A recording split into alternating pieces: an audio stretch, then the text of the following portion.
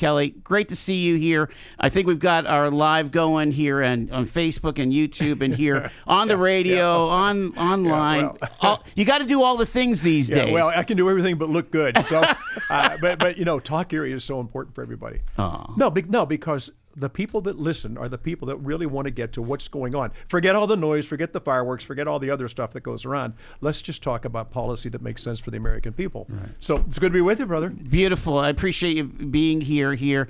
And I really want to jump right to it because you know what we are concerned about every year is our sand replenishment at Presque Isle. This is the second year we're not getting any sand. What's the deal with it? Well, I think the process, and it's really, I'm not going to blame anybody, but when we're on those programs, we have to stay on those programs. And if you get Is this the Army Corps? Well, the Army Corps just follows the way that the policies taken them. Okay. They really don't. They don't pick this, say I'll do this or I'll do that, because I think everybody that is from around here understands what's happens in the winter and why we have to do replenishment.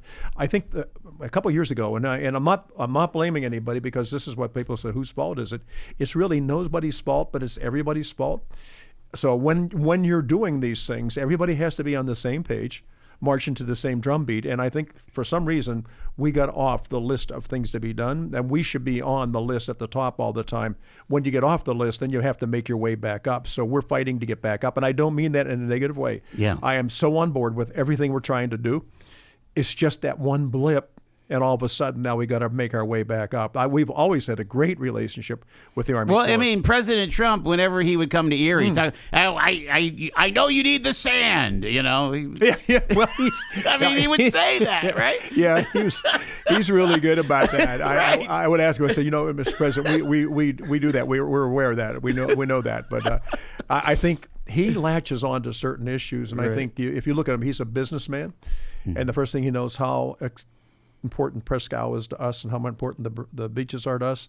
And as far as, and I don't know why people don't like to talk about, but it's always going to be about money. It's going to be about revenue. Yeah. That is such an important aspect that when you talk about a gift from God, we couldn't have built this by ourselves. It's impossible, but it's there for us to use. Now, the sand replenishment is a huge, huge issue.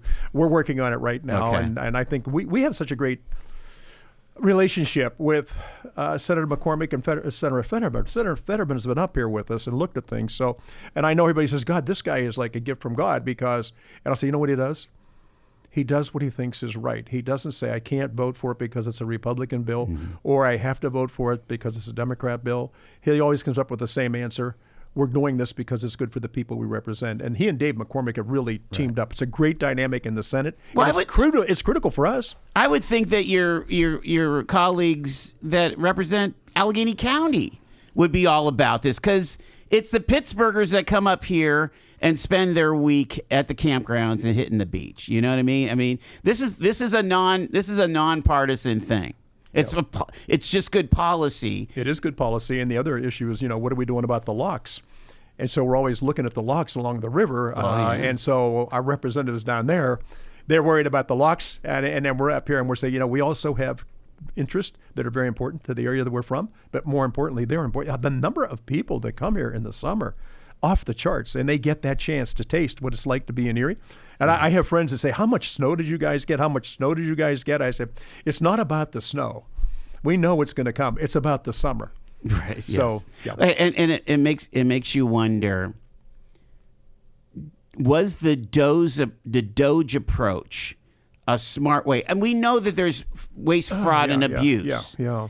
But you saw it even in the cabinet, Congressman, of how, the Department of the Interior or the Department of Energy didn't want to hear from some technocrat about how to run their departments. And I will tell you this, I'm also in the private sector. Yes. The first thing you want to do is take a look at who's on your roster and who's the most important people to you.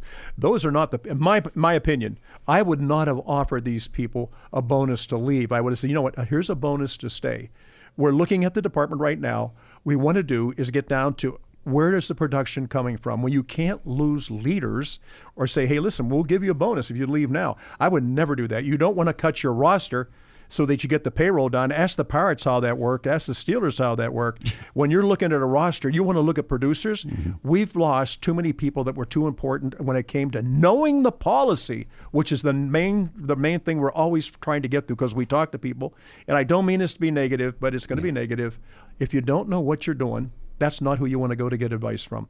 And when we had really, really good people sitting there doing a great job, what I wasn't part of it, but what I would have said is, listen, let's give a bonus and keep the best of the best with us. And if there's other areas down below where it's not productive, those are the people you could say, you know what, this may not be the future for you. We'll look for another job, but we'll help you get out of this without too much pain.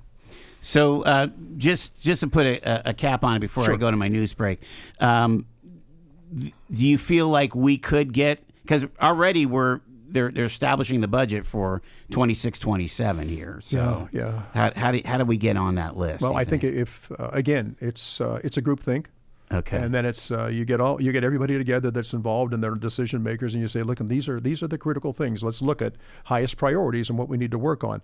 We're glad to work with anybody on anything, and we've had the pleasure today of meeting the new management here in town. Now, you know, I'll tell you what, we're under new management, aren't we? Well, yeah, but and you know what? Look, that's just sitting down with them and talking to them. The one thing we didn't talk about was politics. All we talked about, what can we do to be productive and work together to get something better for the people we represent. It's so easy to do that. I never want to get into these things. That's energizing to you, isn't it? Well, it's the way you go. You have to do it that way. Otherwise, you're wasting energy, you're wasting time, and sometimes you're then making it difficult. The next time you get together, you already have an opinion of who it is you're going to be dealing with. Say, no matter what we do.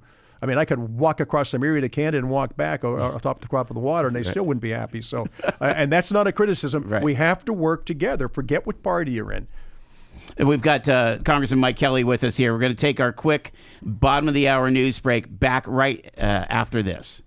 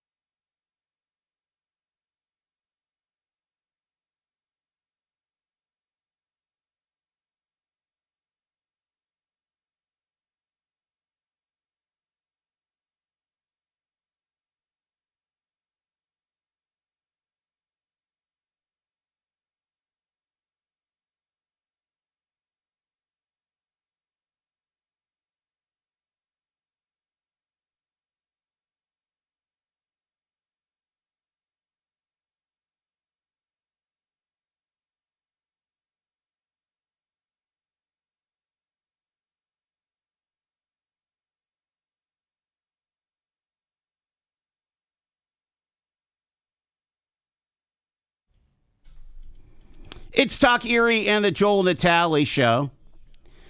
We are live here from our Kingdom Financial Group studio. Glad to have with us here at 535 the Congressman Mike Kelly, representing the 16th Congressional District here in Pennsylvania here.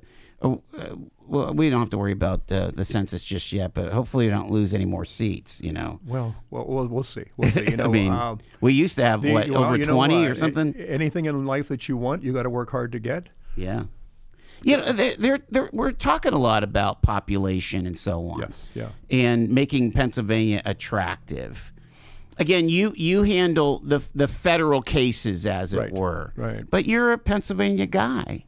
Yeah, I mean, listen, we have more potential than anybody, and when you look at the new way we're going to do things with AI and everything, we're in exactly the place you need to be. And one of the big things is you have to have water, and we are blessed with water. Mm-hmm. You look right here. You can't build this.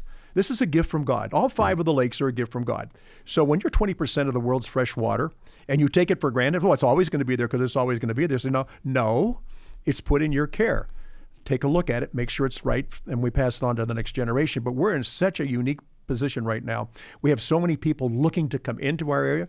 We're talking about a new operation down in Newcastle, Pennsylvania. So if you look at all these towns, when I leave Butler in the morning, right. So if I go over to Zelienople or Evans City, go up to Mars, make my way up, go through Slippery Rock and Grove City, and eventually come up here, we are blessed with a foundation, and where the foundation comes from is the people that were here before us.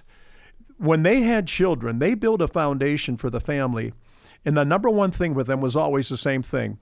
You have to be sure, thank God for all the gifts He's given you, and get up and go to work. Mm-hmm. Go to work. And I don't want to hear these are not jobs that Americans want to do anymore. Well, I'll tell you what, these are jobs that Americans have always done. We've always set the pace. And if we ever get to the point where we think this isn't what I want to do, I get that.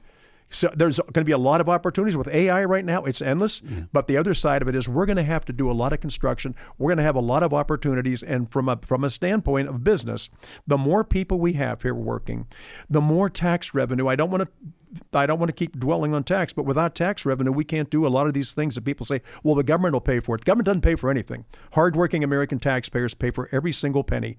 And one of the things that I have been disappointed with over the years is it's hard to get people who are used to using other people's money to pay for things to think, you know what, can we measure twice and cut once? That's the way I was raised. I mean, everybody, look, you're the same way. Right. I mean, we're here. You're here because you're the product of people that raised you the right way. Well, and again, Congressman, my parents believed in education being, you listen to Tim Scott, Amen. Senator Scott. Yeah. Education is like magic. Good friend. It brought him up from a place of despair to a place of hope. And, growing up on 18th Street in Little Italy, not a lot going for us, but we had that foundational aspect of our family and pushing hard to make sure that we had decent education. Let's talk about, but sure. when I talk to manufacturers, I had a manufacturer sitting in that chair. He said, I can't get local native kids to work. Mm-hmm. And so he really is dependent upon the immigration process. And let's just face it, this new administration has made it much more difficult, not only for illegals to come in, but literally for legal immigrants, refugees, people that have been vetted. Maybe they spent their last 10 years in a camp somewhere. Now they're here, and now there's this operation where they're re-vetting and actually detaining people that just don't have a green card. Yeah. What do we do about that? Well, forever we've talked about the fact that we don't have enough people coming up that we can rely on. And yet, every one of us can look back to who came here first and where did they come from.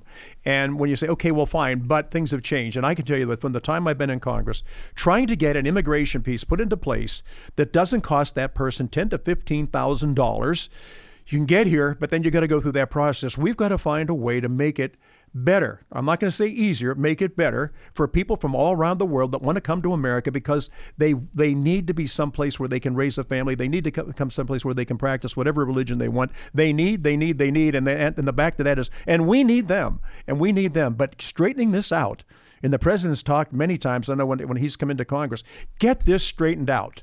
We need people. We need people. And yet I'll have people to tell me, oh, but are you can't do that if you're talking about amnesty. I said, nobody's talking about amnesty. We're talking about making it more workable, okay? With what we have today, I mean, look what we're doing right now. Yeah. How many people you're reaching right now? Why are we making it difficult for people who come from around the world that want to be part of America? Now, here's the thing. As long as people want to assimilate and not annihilate, what we were looking for good citizens to come in. You may not have been born here, but you could have a future here. You can raise your family here and all those things. So people get you don't let, I'm not saying take down the guards, let the gates open. I'm not saying that. I'm saying make the process something that's more workable and more affordable. When you come here from someplace else in the world, to be told, well, you know what, you're going to have to go through this process. It's going to take you 5 to 6 years, 7 years maybe, and you're going to be spending $10,000, $15,000, $20,000 to get through it. That's a hard thing to do. So I believe in legal immigration. I believe it's necessity. It's the lifeblood of this country. Other than American Indians, there's nobody that was here at the beginning. All of us came in at some time. There was an Irish person somewhere in your background. Thank God. Thank God. It was and I had a Sicilian in mind. Well, it was either one of the Kellys or the McTies or the Sarsfields. I don't know who it was that got here first because the family tree got so big, nobody could tell me that. No, well, this was your uncle. This was your aunt. This was nice. Okay, that's fine. I get that. Who is at the roots? I want to know who was it that said, you know what, we're starving in Ireland. We're going to go to America because of our opportunities. 100%. Let's bring it. And I think last time you were on, we talked about the business that you were able to grow, and that is your in the car business. I'm thinking about that 60-something mechanic that you have on staff at the dealership. Yeah, they're getting tired. They're tired of they're getting tired of lifting those tires. We need to pass the baton to that 18, 19, 20-year-old. But a lot of these kids don't go into the trades. Is there something from the like federal policy, even as we're thinking about just shutting off the Department of Education, we still need a very talented workforce. And I'm wondering if there's federal answers here. I don't. Here's what I thought. I think we're always looking to the federal government to do something. I know with us, we try to work with all the high schools that have a VOTEC. There you go. We invite them. Please send your kids in. We'll put them with one of our mechanics. We got some excellent techs, but the problem is they're trying to get to retirement, and I'm asking, please. I said to Derek, I went back in the body shop. He's the most fantastic painter we ever had, and he said, "Hey, Mike, how you doing?" I said, "I'm good, Big D. How are you?" He goes, "I'm getting really tired." I said, "Can you hang on? This is a race. This is a relay race. I've got to find you somebody to hand that baton off for the next lap that can at least try to get as good as you." And I really think I would love to see employers, and a lot of them do it. You look at what we have around here. We have some incredible employers. You've got to go out into the field and find people and encourage them to do that. And the other thing is, I think that one of the things that's hurt us a lot, we need more help from the nuclear families. We need to tell people, you know what? I've got a son right now that's laying block and brick and mixing cement. And I have to get him at work. He has to be there at 6. And he would say, "Dad, I got to be there at 5:30." And I'd say, "Colin, you know what? I need my sleep." He said, "Dad, I need my job. I want to be." No, Joel. He said, "I want to be the first guy there." Yeah. Well, that's impressive. Well, when the foreman comes in, he's going to have to open the gate to let me in. I don't want to be the guy that they say, "I wonder if Kelly's working today." Yeah. There is. I think there's been such a change in us, and everybody shoots for the top. To be something, and I'm not sure what it is, but there are such great opportunities right now. These are family raising. You can raise imagine, a family on this. After 5 years, what a mechanic makes with overtime. Good Lord! In our place, we have guys making $100,000. Absolutely. And people say, "Oh, are they grease monkeys?" I said, please don't use that term. These guys are not grease monkeys. They are technical wizards. Everything that you look at, it's all computerized. It's off the charts. Yeah. So that's so that's one industry, Yeah. and you start extrapolating that to medical. You start extrapolating that to advanced manufacturing. You talked about AI, the data centers that need to be put up, and so on, and the electrical that needs to be put with the data. Okay, and so the president says, "We want you to come here. We want you to do this. We want you to build your own electric production. Right, yeah. You can't draw from what we have now because it'll take away from our citizens. You have to be part of that plan. Has to be electrification that you do right internally. That is an incredible. If we get that done, can you imagine the people that will flock here from around the world, the smartest, the brightest, the people. That And we Pennsylvania is well poised. I mean, look at we got a lake. Nobody can compete with us. Let's talk about that lake. Last time we chatted, you were talking about a shipbuilding situation here. So what does that look like? And what are some of the markers do you think that we need to be watching for that? For the naval shipyard? There's going to be a lot of competition for that certain plot of land. We've been talking at the federal level because we're going to up our defense. One of them is going to be certain types of boats, ships that can be built. We are in an excellent position to do just that, to build them, get them out, and get them out into the world. That's coming along pretty well, but there's other people with other concerns, and I get that. But what we want to do is establish something. So is this a situation where Erie County is not speaking with one voice? No. I don't think that at all. All right. I think what we have to do is have features and benefits that add value, and at the end of the day, somebody says, you know what? That's what we've been looking for. And you look at the people that are going to come here. You're going to have people now to reinvigorate our neighborhoods, all the Boy Scouts, the Girl Scouts, all these things that we take for granted. They're in your churches. They're in your clubs. They're coaching your kids in Little League Baseball and all these different things. So when you talk about that, we're talking about adding something that was taken away from us years ago, and we need to get that back, and we can get it back. Now, I can't say the shipbuilding is going to be the answer, but I can tell you this, that bay is going to become productive. It's not going to be an eyesore. It's going to be something we look at and say, we own this. It's part of our community. Let's talk about the war in Iran. Again, the Democrats are asking for a war resolution. What's your take? And give us a little bit of understanding, because there's a lot of confusion right now. Yeah, of course there is. Of course there is, and a lot of the confusion is people say things that it's not accurate. I know back in I'm going to say, Joel, it was probably 2012, maybe 2013, President Obama with Benghazi, and right away with the Republicans, we were the majority of the House, but the Senate was majority, and President Obama, and it was like, oh, he can't do that. He can't do that. And everybody that said he can't do that, when I would ask him, say, why do you say he can't do that? Because he has to go to the Congress for war powers. I said, but have you read the whole thing? Because I'm just here new. I think you're kind of overstepping it. There's certain things the president can do. And we've been trying to figure out, and Matt and I were talking about this, and Reagan on the way up. If you were to go back 45 years and look at the number of men and women in uniform that we have lost because of this country, what it does itself and what it funds for other people, the Houthis and all the rest of this, if you look at what was the greatest challenge to America, the whole Mideast now, under this new situation, those people that were kind of neutral and didn't want to get involved, they're now on our side. Mm-hmm. Now, when I say our side, the side of freedom, the side of liberty, and the side of people that can get up in the morning and actually live the life in the place they're in without being inhibited. Whenever these people chant death to America, that's not a slogan, that's a goal. So do you feel like that, again, the question is, was this the right time? Is this the right maneuver? And can we get out of this, much like the Secretary of War said, without being another Iraq, another Afghanistan? We're not doing that anymore. Well, we're not regime changing or whatever. No. It's a difficult question to answer because it really comes to the Iranian people. In their heart of hearts, what do they want to see? Where do they want to see their country go? Do they want to return it to what it was one time, was a thriving country with all kind of revenue and everything was great? Or do they want to look at the last 45 years and say, you know what, this was a better way for us to live? It's not a better way for us to live. And I think the influence they have in the Mideast became too overwhelming. They supply a lot of people with a lot of things, and their goal is, as I said, death to America. But for those that study, please take a look. This has gone on for almost 4,000 years, okay? This didn't happen in the last decade. I know we questioned when President Obama did what he did, but then we said, you know what, he was right to do it, and he did it right. And on this, I think the president will get advice from people. He will stay within what the laws are. I don't want to make it political. I want to say, is this good policy for the American people?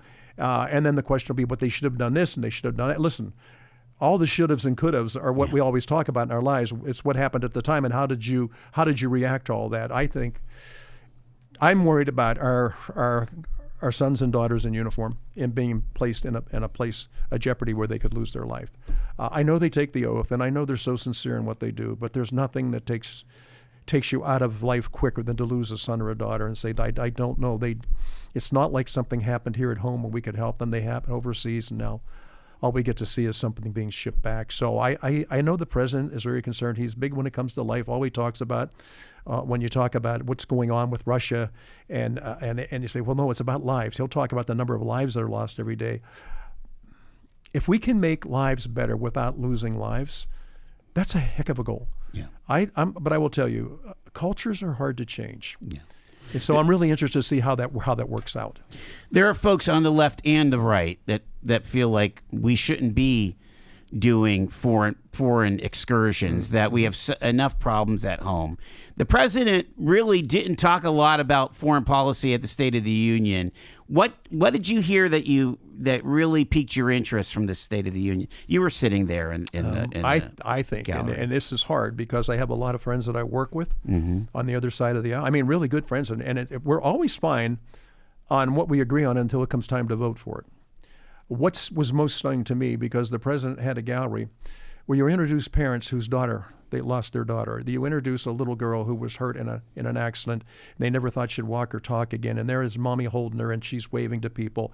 I think it just stunned the president that while we were looking up in the gallery and applauding those people and saying, hey, we're praying for you, the people on the other side just sat there and like they were in some kind of a trance. And it just didn't make sense to me. Look, listen, I listened to President Obama, and I thought on some of the things he was spot on. I listened to President Biden just a couple years ago, and I thought, listen, okay, we're with you on that. I was just stunned that we could be so polarized at a time when we need to be united that we can't look at it as a red or a blue issue.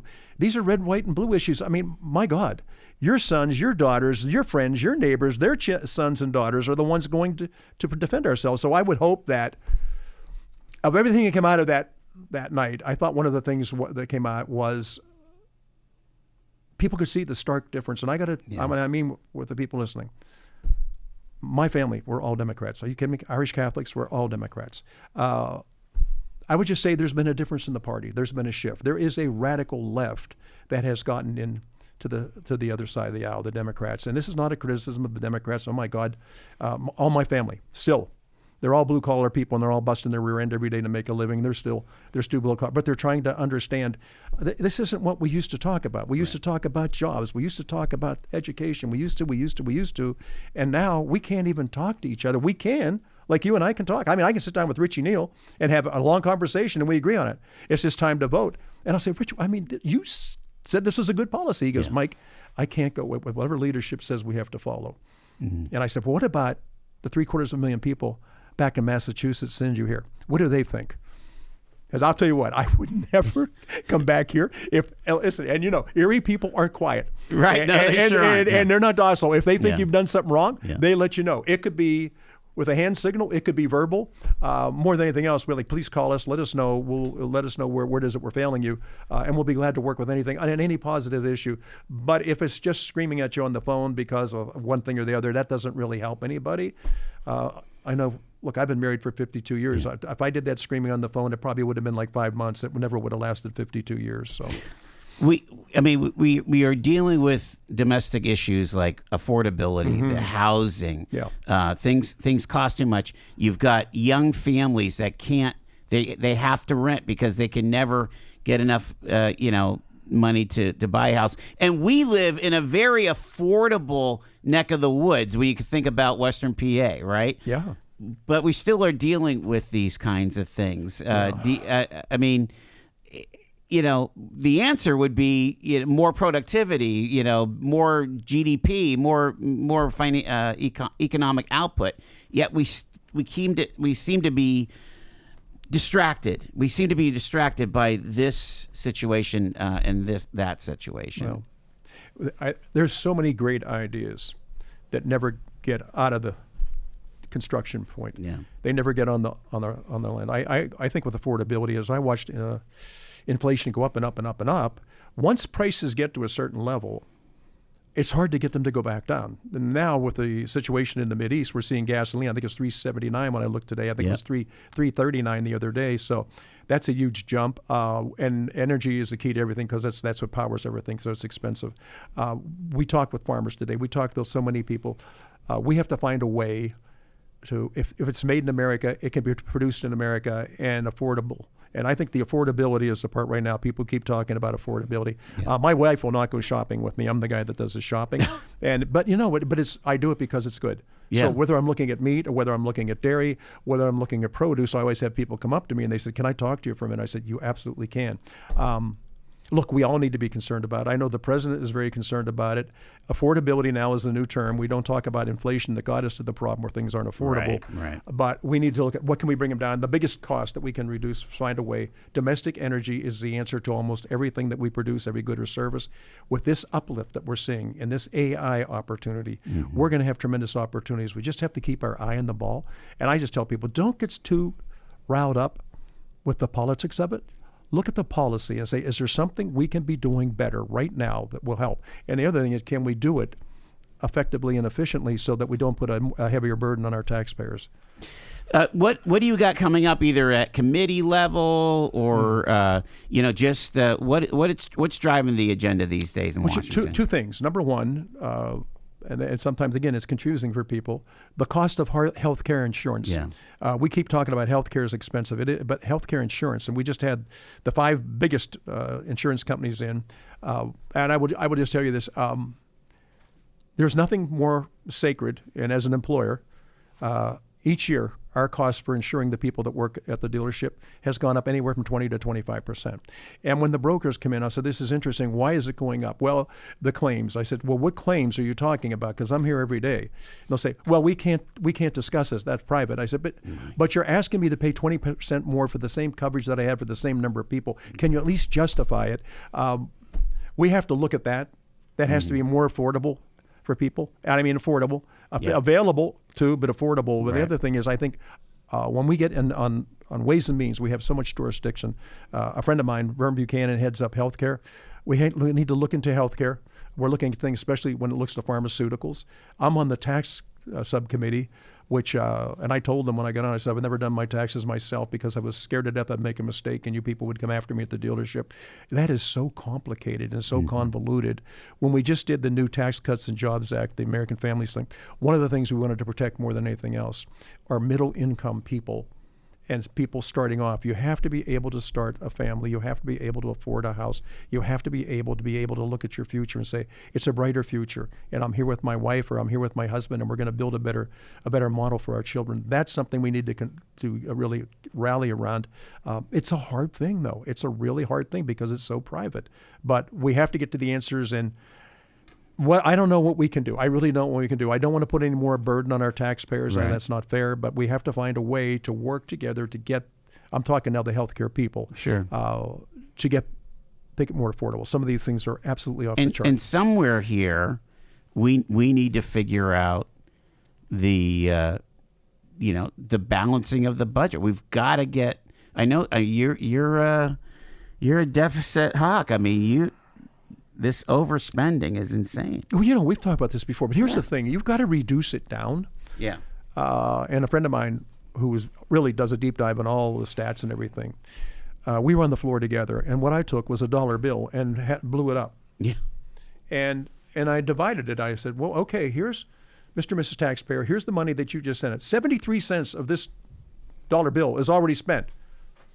We don't have anything to do with it. The last part of it goes between defense and Homeland Security and all these different things. We only have a fraction. We have 27 cents to try and do something for you out of every dollar.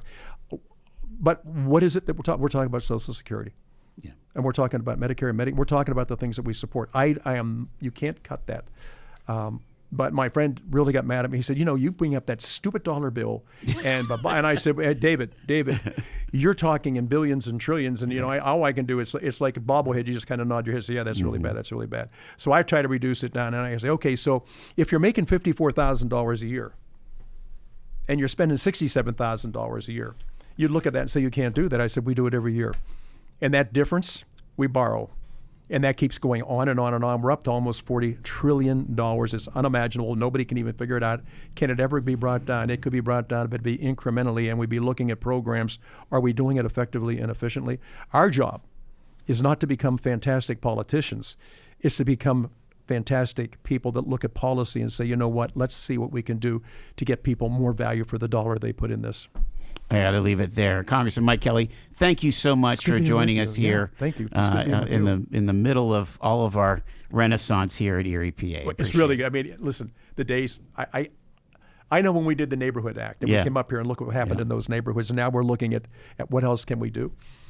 Erie Insurance, the downtown Erie group are the ones that started this whole thing about opportunity zones. Yep. And I had my friends tell me, because when we made the trip up here, we brought about 10 members from our panel, our committee from Ways and Means.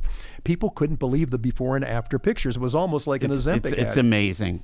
Thank you so much, sir. I appreciate our pleasure. it. Thank It's you. 6 o'clock here on Talk Erie.